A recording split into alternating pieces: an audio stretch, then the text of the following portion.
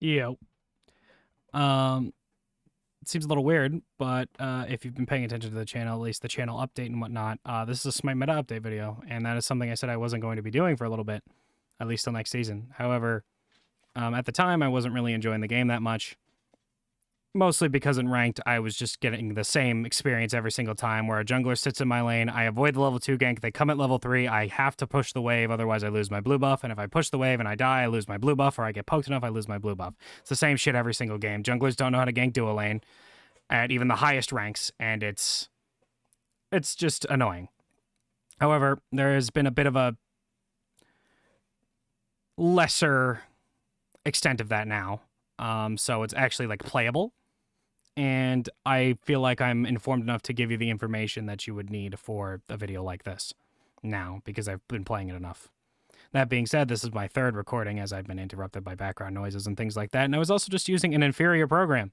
Streamlabs OBS is better for streaming, in my opinion, than OBS is, but for recording, OBS is just way better, because I can pause my recording, which is not something I could do. And I really don't want to have to open my editing software for something like this, because this is something I can kind of just run through and do, and it's best for you guys. Simplest for you guys, and I don't have to make it perfectly formatted. Whatever. As per usual, we're starting with the carry role and moving all the way down to the solo lane. And for the carries, they're being carries. There's 3 that are really, really good, a 4th one that's a maybe, and the rest of them are kind of just okay, and there's some that are better than others. Best in my opinion is Ishtar. Surprise, surprise, the newest one is the best one. That's not always true, but Ishtar has absurd damage, decent safety, a CC immune ultimate, and just good CC overall. And the most important part is her absurd objective shred. The shotgun blast, the cone on her 1 is absolutely absurd and shreds through objectives. Whether you go crit or no crit, it just goes through. And that is what makes her so strong. And her damage as well makes her super strong. You can play her in mid or in carry. It doesn't really matter which one you do.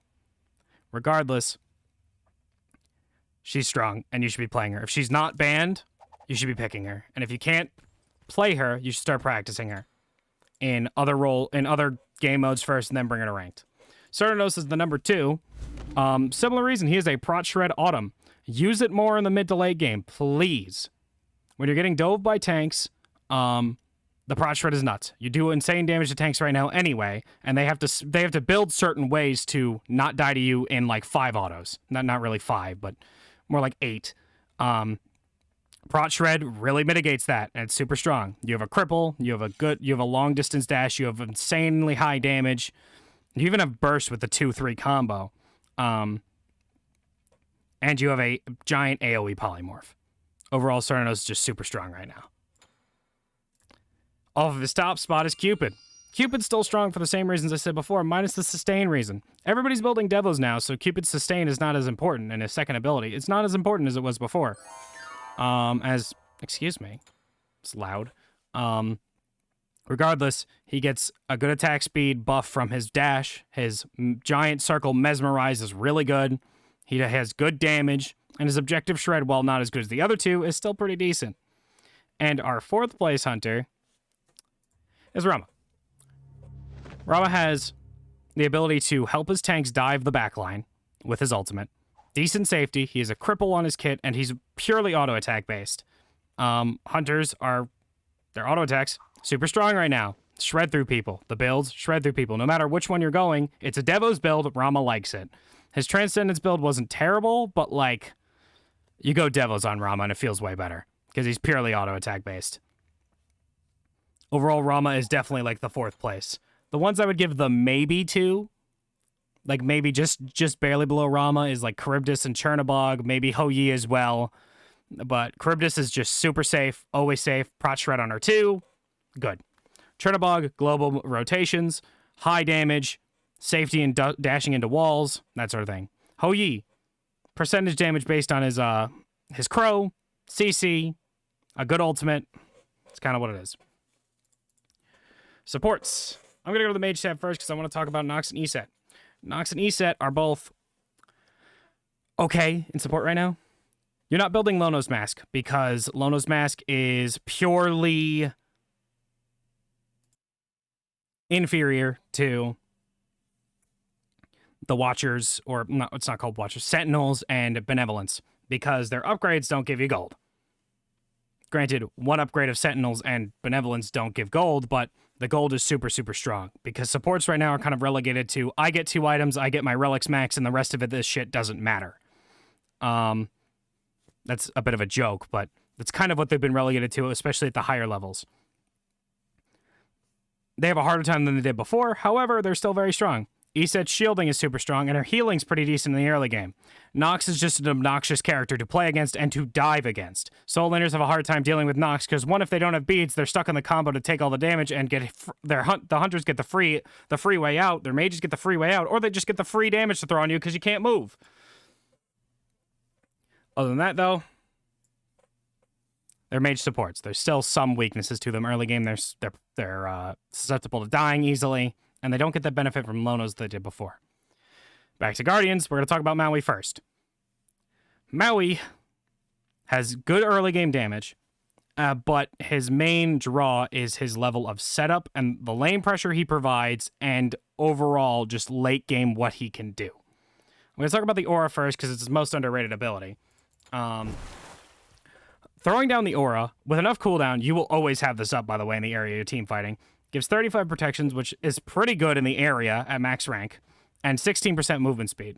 This feels very difficult to deal with, especially as someone who is diving and can't keep up with the carries because they can start moving as fast as they do. The teleport really isn't as important as the gigantic aura he provides. Overall, it's super strong. But his best ability is definitely his ultimate. He literally yanks an island out of the ground and pulls you towards him. If they don't beads it or you don't hit it, right? If they don't beads it and they hit and you hit it, they immediately get yanked towards you or to the wall that you're pulling them against, whatever it is. And that is the perfect setup for you to follow up with a stun or a hook and immediately get mage ulted or they get shredded by the hunter. It's just what happens. His stun is just good overall. It's a little slow, but following up after his ultimate or chasing somebody, overall it's strong. His hook, after the most recent change to it, is actually like usable as a response now, as opposed to where it was before where you had to charge it up all the time. Overall, the character is very strong, and you should be picking him up if you're a support player. Do I have to say the same shit about Umoja as I did the last few times? Probably. Umoja good. Unga bunga. She's decent damage in the early game. Her late game's really good because she has healing in her kit. She has that protection and movement, and also just CC with the rings. The stun's okay. The bubble's okay. Not great, but it's still okay. River's Rebuke is a nuts ability. Gigantic walls that set up and crash down and allow you to regen your Omi. Character's really strong. If you're good with her, play her. If you're not good with her, practice her. She can literally carry games by herself. You can force your carries to hit shit by keeping people in place. It's kind of funny. Ares. Same stuff as last week, however, or not last week, last meta update. However, he's better than he was before because he has beads pressure, and the support meta currently really... The best supports don't all have CC immune ultimates, meaning they have to buy beads, or they have to use your ult in response to you, or they have to use their ult in response to your ult. If they don't buy beads, you could just farm them. You get one teammate to follow up on a kill, let's just say on somebody like Umoja. Say, I'm going to pull Umoja. Let's kill her. She will die, and you can just farm them. Ares is one of the few tanks that can still solo a hunter early on, or solo somebody, period, early on, and if he gets ahead, his pressure is nuts, and he can just walk into the enemy jungle and just be super annoying. Overall, he's good. Some other picks. Sylvanas isn't terrible. Khepri feels okay, but he's not as good in ranked as he is in, like, comp. Atlas, Athena, all pretty strong. Even Bacchus, Fafnir, not bad. Ganesh is pretty strong as well. Terra's pretty decent, but I will mention Ymir. Ymir is still top-end support. The nerf to his wall was, while a big nerf, is not enough to stop him from being one of the most dominant supports and being able to control an area. Putting up that wall and being able to decide, one, when it goes down, and two, depending on when you upgrade it, how long it stays up, is so strong. Using the map's geometry to that way is so strong, and forcing people to go a certain way. Again, kind of forcing your carries to hit shit. And it's also just a very good safety tool. Ymir overall is super strong right now, and that one ability really drives him up. Mids. God, this video is going to be long. I'm talking too much. Gonna talk about Chronos first. They recently buffed Chronos' third quadrant of his Accelerate, meaning his 1 is doing like 1k to carries and exploding them, even more than that. You get 1 or 2 items on Chronos and you feel nuts. You're building Polynomicon now, which is something I heavily frowned upon before, but now is actually usable. You're doing Percent Pen, Book of Thoth. You just feel very, very good. Late game, you're very difficult to kill. If you time your rewind properly, you can be super aggressive. Character overall is super strong. And if you aren't playing him as a mid laner, I wouldn't put him in the Hunter role. I would put him in mid. The Hunter role, he's more likely to be abused. In mid lane, he has more people around him most of the time, and he overall just feels really good. Definitely get Chronos in the God pool if you don't have it as a mid laner. Vulcan, the Morgan, Yu Huang, Scylla, and Merlin are kind of your next few mages. Scylla's good when Scylla's good for the same reasons. High damage. Well, her clear isn't as bad as it was before. Granted, it wasn't terrible before, but it wasn't great. Her early clear is good. She has safety. Her damage is absolutely absurd. And her ultimate's crazy. She is just overall very good. The Morgan is good because the Morgan is good. You walk up to a carry, invisible, stab them with your thing. If they don't have relics, they pretty much die because you poly-auto them, you 2 them, and then you ult. If they are not dead by that point, you ult, you use whatever tank or whatever your best transformation is in the game most of the time, or whatever is for the situation, and you kill them with that. And then you transform to the Morgan and kill the other one. Or kill somebody else. Vulcan, decent safety with his movement speed on his passive, the knockback, backfire not being able to be crippled. The turret is really good prot shred, or objective shred, and it gets a percentage of your pen. And also, the ultimate's just good, secure, very high damage, and it's got a low cooldown.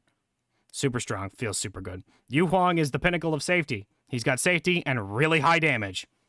That's really it. And that's all he needs. Lastly, Merlin. Merlin's good because Merlin is just overall just a decent mage. I say decent. If you know how to play him correctly, he's a good mage. The ability he has to shred, just get through a bunch of stuff. He is super strong. The build benefits him. You get 1 or 2 items online. He feels super good. His Merlin dash, I say, it's his teleport, his blink is super safe. You don't go as far of a distance, but in the late game, it's a short cooldown. You can get away from people. And overall, it's just good because it can go over certain walls, things of that nature. You just need to know when to use certain abilities. Like fire is best for shredding objectives. You don't have secure over character, especially like characters like Scylla, Vulcan, even Yu Huang. You don't have secure over them, but you have high damage. You can shred through tanks, and you just feel good after a certain point. Merlin's a less, I'd say, ranked viable pick, but he's still super strong. And my Smite might have crashed. That would be miserable. 1 second. It did. It did crash. What a great game. Yeah, tell me to wait on goddamn game data. I'll show you some fucking game data, I swear to God. It appears the game took my threat seriously, and I will now say that I am not threatening the lives of this video game. Regardless, assassin mids are okay. They're not great. They're not as good as they were before. Gods like Pele, Rat, Set, Susano, Kleena, Kamanaja even can play mid. However, if you're not like good with it, or you don't know if you're good with it or not, play it in a couple casuals first before you go to ranked with it. And if I didn't mention them before, Ishtar and CERN, both really good in mid. Feel strong in mid. You can still play your normal mid hunters, however, Ishtar and CERN are both good in mid. You could just play them wherever the hell you want most of the time. Not really wherever you want, but you get my point. Let's talk about junglers now. Warriors first, because we're going to talk about Osiris and Erlang Shen's recent nerf. Not to their gods, per se, but to their items. Mannequin Scepter recently got nerfed and now does less damage to gods, meaning their early game pressure isn't as absurd as it was before. Granted, they are warriors, have warrior stats, and do warrior damage in the early game. You can still abuse people as a warrior. Gilgamesh does something similar, however, he never really used mannequins. He used Eye of the Jungle. Those are kind of your main 3 warrior jungles. However, Achilles, Mulan are kind of also viable, but I would kind of avoid them, to be honest with you. They're not that great. Regardless, you still do the same stuff. You're just slightly less good at killing people in the early game. If you set up a gank correctly, you should still kill them. On to the assassins. You could, strangely enough, let's talk about the best ones first. Thor, Pele, Rat, Naja, Daji. I will put Daji at the top because Daji is absolutely ridiculous. You force people to buy beads, otherwise you kill them. If they don't buy beads, particularly Soul Lanes, if they don't buy beads, you just sit there and you get their CC immune ultimate, you make their Soul Laner get their CC immune ultimate, and then you just walk over and you kill them if they can't get away from you.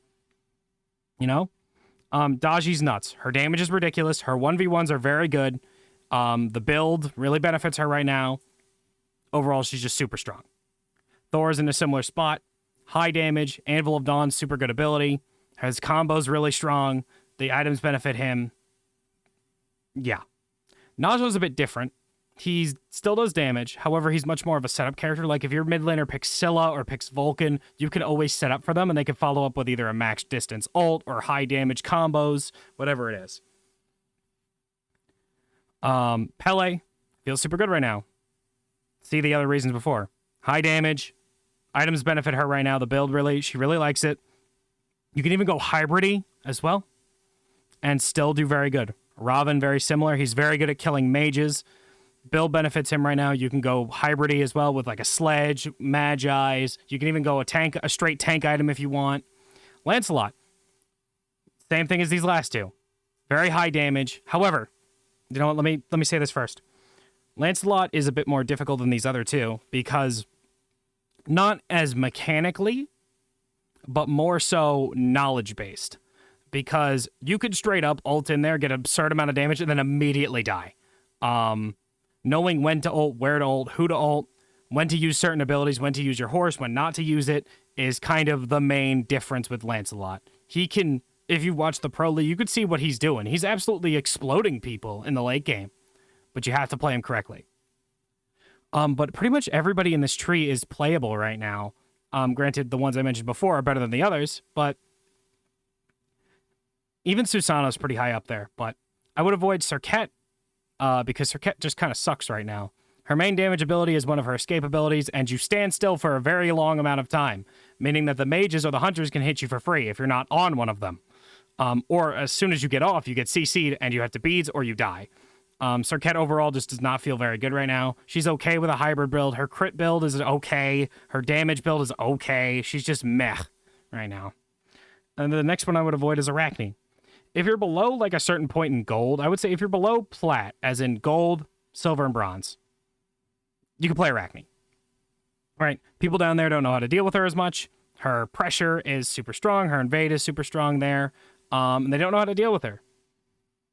You can just snowball lead and just get super ahead and just carry a game yourself. However, after a certain point in the rank scene, people know how to deal with Arachne, and you become much less effective than you were before.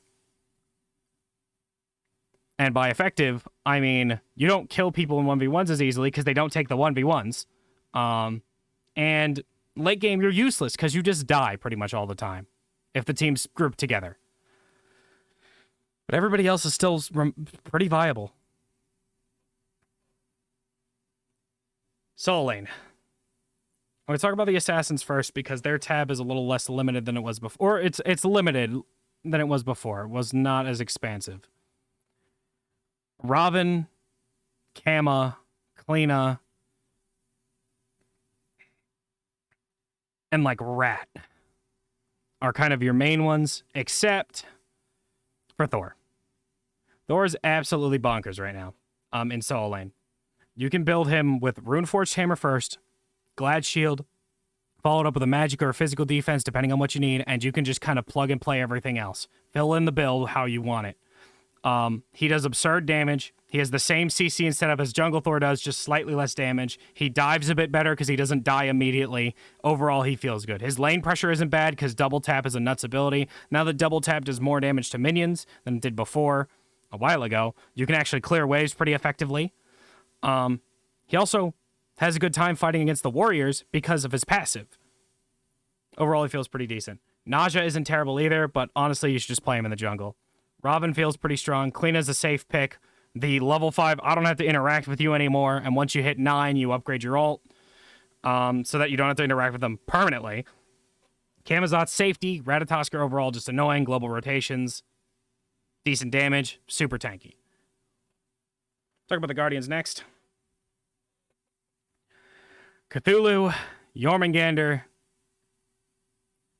and let's talk about, well, Cabrakan has fallen out because his damage build isn't as prominent as it was before. You could still get the early pressure that you always can, but his damage build isn't as prominent as he was before. People are more used to it and can survive it. Cthulhu, Cerberus, Jormungandr, Artio, Jing Chen, maybe, are kind of just your best bets when it comes to solo lane Guardian. Athena's even viable there, but solo lane Guardians, you build Conduit Gem, you benefit from that, or you build Tainted Steel if you're against certain people, whatever it is. Overall, you feel good.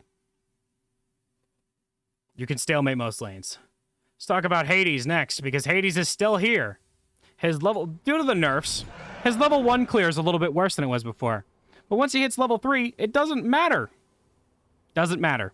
Hades still has the same lane pressure. You could build double stacking. You could build lifesteal. You could build whatever the hell you want and have lane pressure with this god.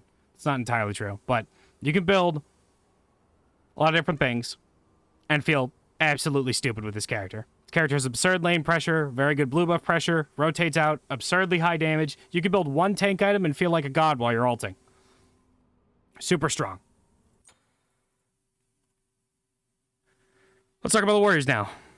The most prominent of which is Guan Yu. Guan Yu has the late game sustainability, low cooldowns, high damage, decent lane pressure, and shred he always has had. Except for he feels good right now.